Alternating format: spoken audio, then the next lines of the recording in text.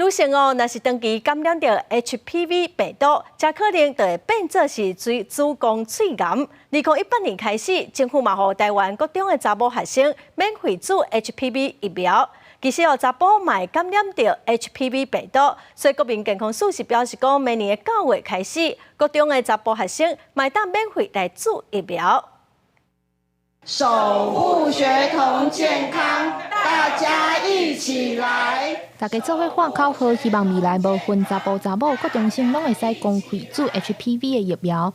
根据统计，人的一生有8成的几率可能会得 HPV 相关的病症，因为 HPV 疫苗会当降低子宫肺癌发生的几率，加上9岁到14岁自是保护上强的。台湾自2018年就开始推测，全国各种的查某学生会使免费注 HPV 疫苗。这几年来注射意愿也是逐年增加。跟几年来，为75%左右的注射率已经提高到92点多了。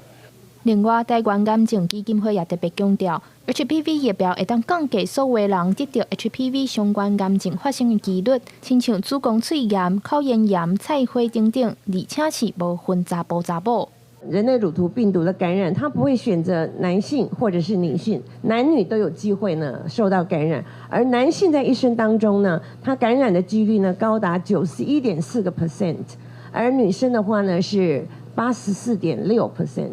台湾癌症基金会表示，查甫感染 HPV 病毒了后，因轻度病毒的能力是比查某较低，所以其实查甫注疫苗是大家爱做伙重视的一件代志。